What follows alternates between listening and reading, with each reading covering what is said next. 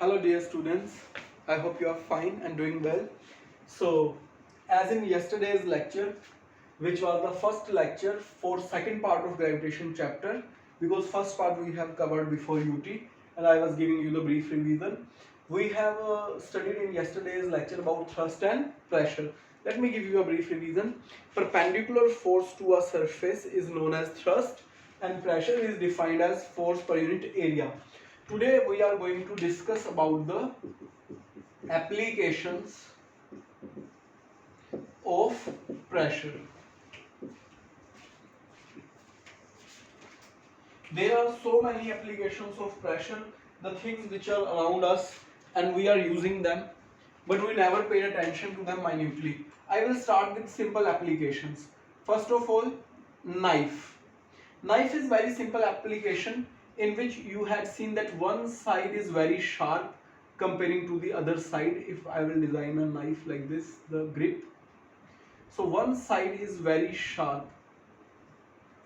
So sharp side is for decreasing the area. So lesser the area, we know that lesser the area, greater the pressure, because we know that pressure is equal to force upon area. We apply force downward with the help of handle and area is less, so we are having huge pressure and we can cut the things very easily. On the same operation, scissors also work. The second application of pressure is thumbnail. If you have seen thumbnail, then you might have noticed that it has one broader side where we press from thumb, and on the other side we are having very pointed tip. So this pointed tip is having very small area.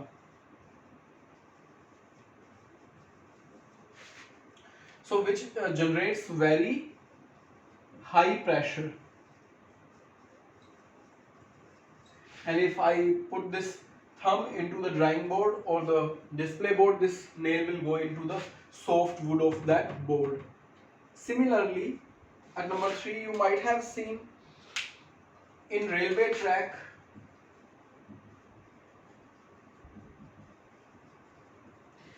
the lines of the railway. Suppose these are the two lines of railway, then you might have seen these lines are resting on concrete or wooden sleepers. What these sleepers are doing, they are actually increasing the area of the line. If we are not going to use these sleepers, then the area of the line is very less, shown in blue color, and the railway track lines may go deep into the soft mud or the land. But with the help of use of these sleepers, the red area which I am showing is representing the effective area of the weight which will distribute on these sleepers will increase. So this will help reducing the pressure on the ground, and the railway lines will not sink into the ground, will not go deep into the ground, because we have increased the area and the pressure is decreased. There are other applications also. Yesterday I discussed with you the broader straps of your bag helps in reducing the pressure on your shoulders. Similarly, we are having the large size of camel feet helps him in walking on the sand, because on sand if area is large, the pressure will get reduced. If area is increased, the pressure will reduce and the feet of camel will not go deep into the sand. Similarly, if we want to walk on sand, we need broader shoes. If we are using shoes which are having larger area, then our feet will not go deep into the sand. If we are using shoes which are having larger area. On the other hand, if we are going without any shoes, so area of our feet is less and our feet will go down into the sand. So these applications of pressure are everywhere. So you can have a look around and you can also look for other applications. So after the application of pressure and area, the next point is buoyancy. The definition of buoyancy and the concept of buoyancy will lead you to the concept of Archimedes principle and law of flotation. So it is very important. What is buoyancy? So try to understand the definition of buoyancy. Whenever an object is placed in some fluid, it experiences an upward force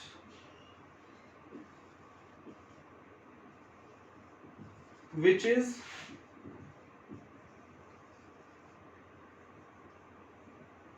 equal to weight of fluid displaced by object. So the remaining motto of this lecture is to make you understand what is buoyancy and what this definition means. So whenever an object is placed in some fluid, it experiences an upward force which is equal to weight of fluid displaced by the object. Consider a beaker in which water is there. If you will put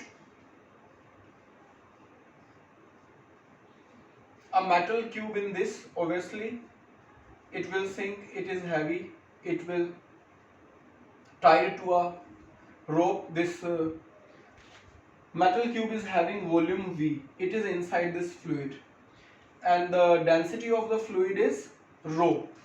So what is the buoyancy here? We know that there are two components working here. One is the weight of the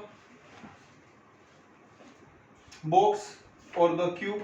Let us say that is W, which is equal to mg. Second thing is the buoyancy, and we know that buoyancy is an upward force. So the buoyant force will work upward. Both are vector quantities. Weight is vector and buoyancy is also vector.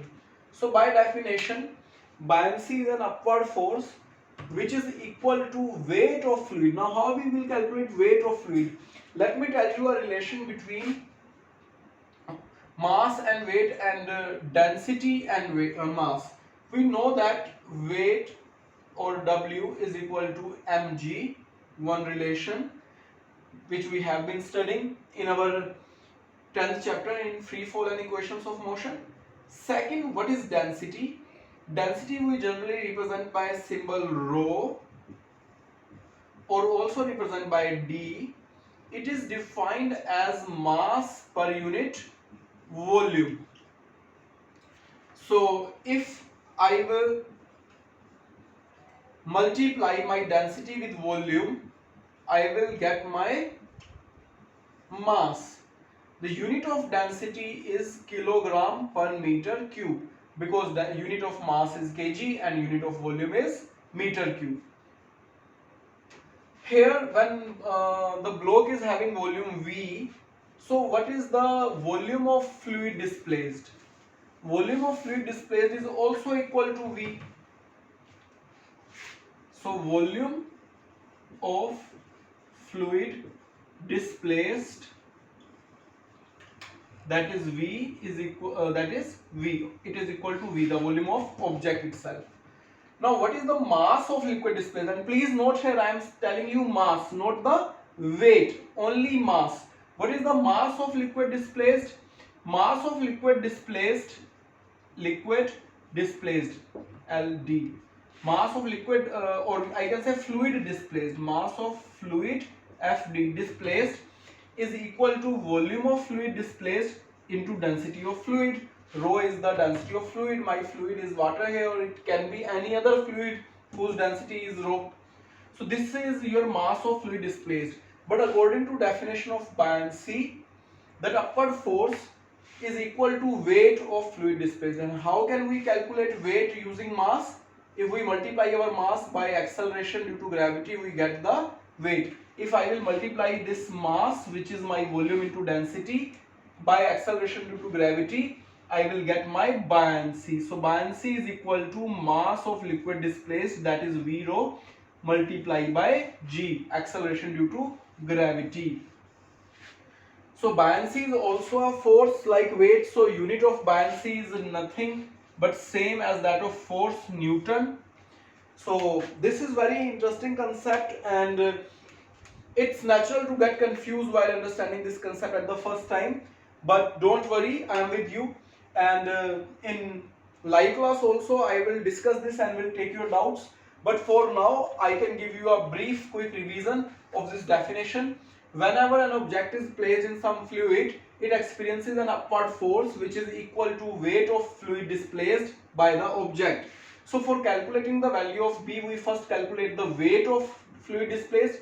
But weight can be found by multiplying mass to acceleration due to gravity.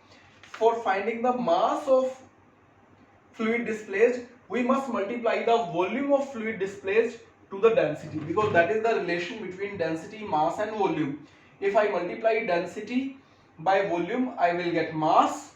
If I multiply mass by acceleration due to gravity, I will get weight. So for finding the weight of liquid displaced, first I found mass of fluid displaced, and that is equal to volume into density, because density is equal to mass by volume. So my mass of liquid displaced is equal to V into rho, and when I multiply this mass V into rho by G, I know I am getting weight of fluid displaced. So what is the weight of this metal box outside the liquid and inside the liquid, greater, less or apparent weight, and all these things we will discuss in next lecture along with Archimedes principle. Till then, take care and study it well and note down in your fair notebook. Thank you.